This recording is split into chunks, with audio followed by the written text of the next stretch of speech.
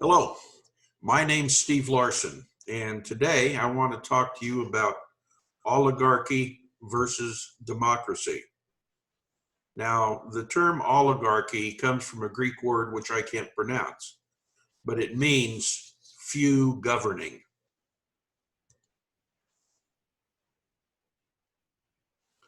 Um, there we go. Uh, an oligarchy is a power structure that allows a few people to control the government, the politics of a country.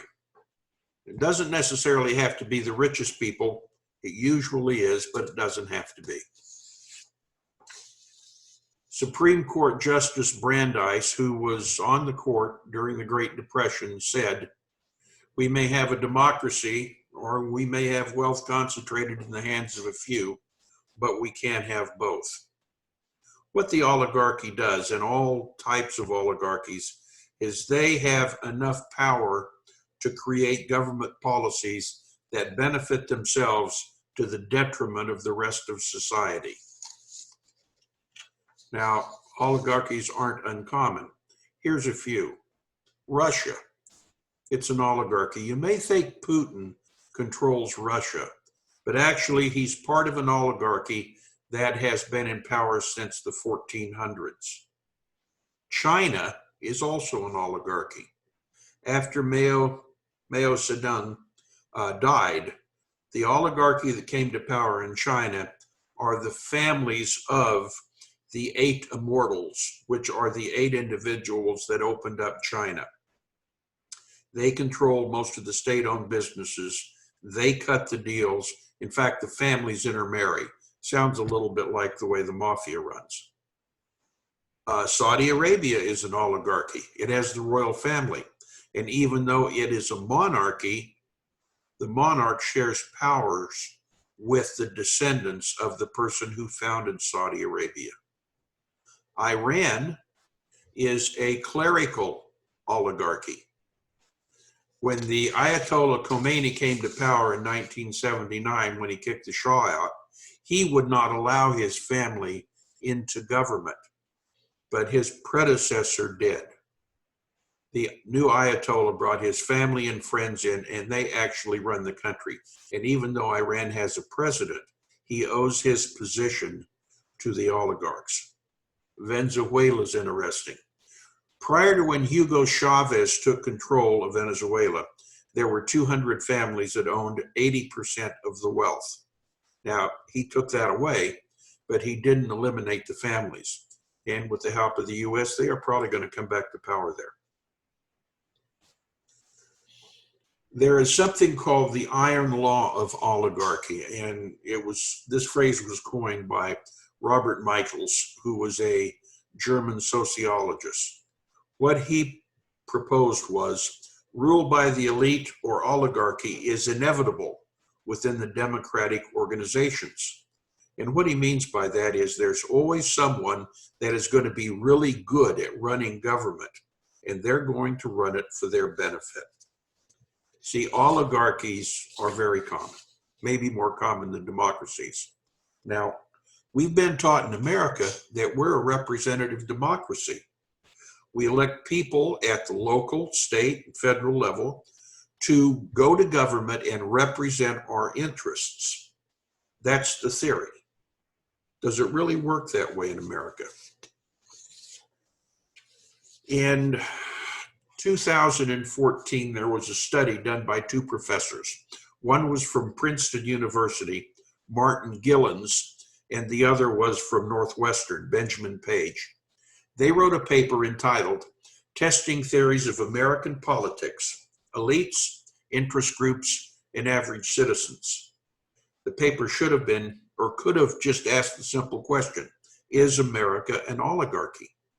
What they concluded in the study is that the wealthy few control government policies while the average American has very little power. They reached that conclusion when they looked at laws passed between 1981 and 2002. They looked at what the public opinion of the legislation was at the time, and who the legislation benefited. What they found was it really didn't matter what the public thought about the legislation. They liked it, they didn't like it, made no difference about whether it was passed into law or not. What did make a difference is who it benefited. If it benefited the rich, the powerful, the corporate interest, it was much more likely to pass into law. So their conclusion was, in the United States, our government is dominated by powerful billionaires and organizations, and they are the ones that direct the laws made to benefit themselves. So the answer to the question is yes, America's an oligarchy. Now, this shouldn't come as a surprise to you if you're a student of history. This particular political cartoon is about Standard Oil, and it was done in 1904. And it shows what the public's view was of Standard Oil. Its tentacles were everywhere. Government, into the commodities, into the transportation industry, so badly that in 1911, Standard Oil was broken up. Well, we don't break them up anymore. The oligarchs in America are referred to as the donor class. These individuals, corporation, and dark money groups largely fund America's political process. And every state has them. Oligarchs, we spent $5.2 billion in the 1918 off-year election. America has more billionaires than any other planet or any other country on earth. Some are good and some aren't so good. In this particular slide, from Kansas, the Koch brothers, from Nevada, Sheldon Adelson, New York has Mike Bloomberg, Washington has Bill Gates. There's oligarchs everywhere in America. Now, we've also got a Supreme Court that in Citizen United says that money equals speech. How could we not have an oligarchy with this kind of a law? And just because they're rich doesn't necessarily make them an oligarch. An oligarch is someone that must use their wealth to control the political process to get legislation that benefits them. The two most notable oligarchs in America are the Koch brothers. Now, David on the left has passed away. Charles Koch is still around, and he runs the business and their political operation. The Kochs have been funding and directing the conservative movement and the Republican Party for over 40 years. They do it through direct campaign contributions and through a bunch of different organizations. Americans for Prosperity, ALEC, which is the American Legislative Exchange Council, the Club for Growth, Freedom Works, U.S. Chamber of Commerce, and the NRA, to cite only a few. Now, if you look at the Open Up the Country protests that are going on right now, you'll find out that Freedom Works and Americans for Prosperity are the ones organizing and funding these events all over the country. The Koch brothers say they're against the protest, but the people running the protests are the organizations they direct. So it sounds to me like they're speaking out of both sides of their mouth on this one. Here's the way I like to think of it. When a politician takes money from an oligarch, they also agree to take the oligarch's phone calls. What the oligarchs are buying is access and a seat at the table. If the politician doesn't take the oligarch's money, that money goes to the person who will be running against the politician at the next primary. That's the way the system works in America, and that's the way they maintain control.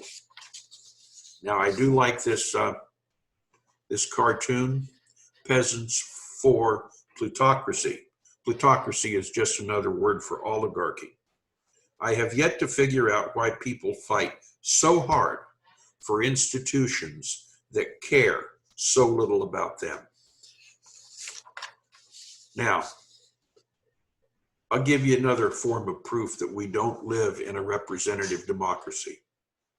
90% of the people in America want universal background checks for guns. 90%. That means in every district, in every state, the majority of the citizens want a specific piece of legislation passed. We have only 9 Republicans that have come out in favor of universal background checks, and they're in the House. Nobody in the Senate. And 3 of the 9 in the House are not running for re-election.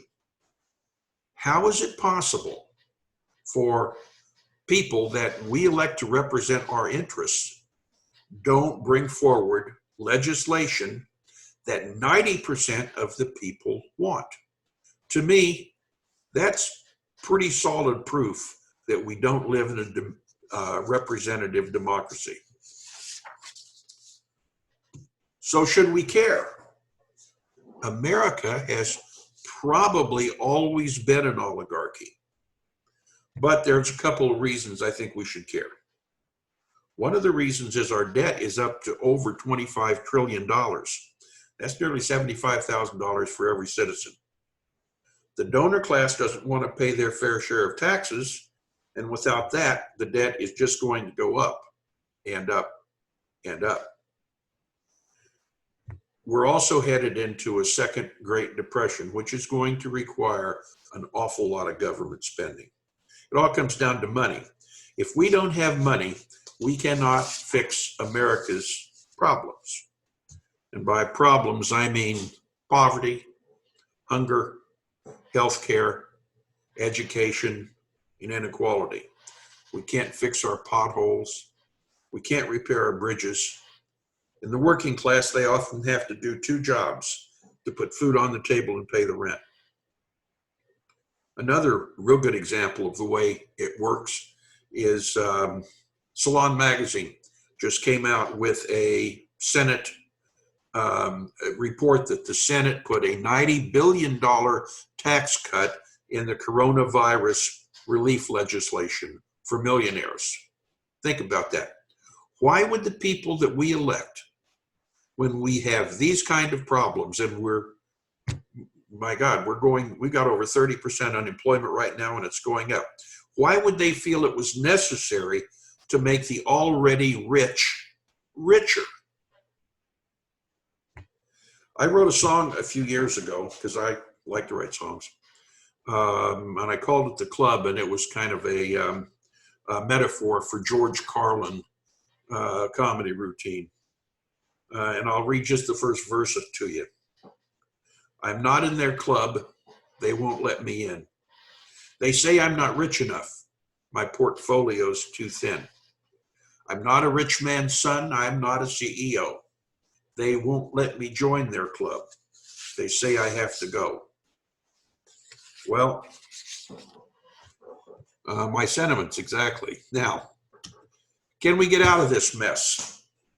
Yeah, yes, we can. That's the short answer. It's not going to be easy. The picture on the screen right now is Greta Thunberg. She's the young lady who, on her own, has done an awful lot for climate change. She's from Sweden. It's a different culture. We put her up there because Sweden has done it. At the turn of the last century, Sweden was among the most unequal countries in Europe. From the mid-1800s, they had only allowed the top 20% of property owners to vote in elections in Sweden. And as a result, property owners were very wealthy and everybody else was poor. Then came the Great Depression, and in 1932, the Swedish Social Democratic Party came to power. They gave everybody the right to vote. And those people started voting in their own self-interest. Progressive taxes were put in place for income, wealth, and property. And that money was used to benefit everyone. And Sweden developed the egalitarian society that we see today. So, can it work? Yes, it can work, but it's not easy. The first thing we have to do is get rid of Citizens United and get the private money out of the political system. If we can't do that, we will continue to be an oligarchy. As long as the rich and powerful can write checks to politicians, those politicians will rig the system to benefit their donors.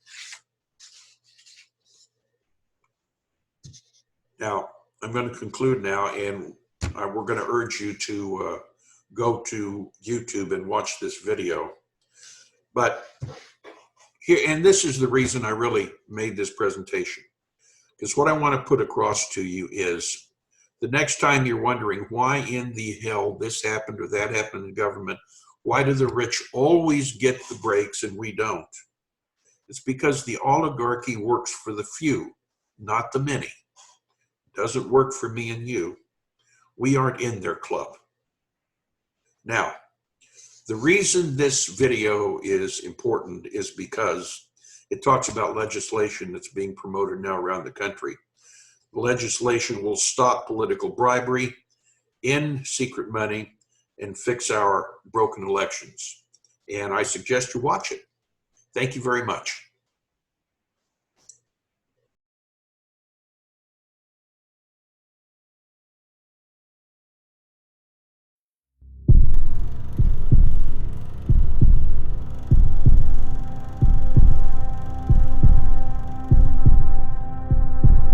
We've always said our best days are ahead of us.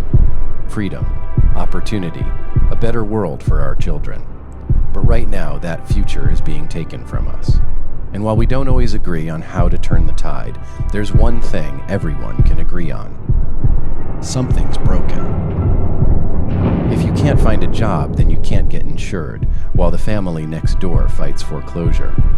While our country drowns in debt, your tax dollars go to waste, and 16 million American kids are in poverty. Pollution is everywhere. Society is fractured. Americans everywhere are barely getting by. This is not the America we were promised. This is not of, by, and for the people. We the people have been replaced, and money is all that matters in politics. Bribery has been legalized, elections are auctions, and our government is so corrupt that it no longer works for its people. We can fix this, but we can't just change the rules. We have to change the entire game. This is the American Anti-Corruption Act, and this changes everything. Eliminate corruption, end the auction, stop the bribery, get money out and the people will get back in. Economists and environmentalists, veterans and conservatives, activists for social justice, global warming, financial reform, and free markets. From the Tea Party to Occupy, Democrats, Republicans, independents, we will stand together as 1 million united citizens, because this is not about right versus left, it's about right versus wrong. And when there's 1 million of us standing, we'll get 2, and then 3, and we'll keep on standing until we don't need to ask our broken Congress to pass this law. We'll simply tell them, the time has come.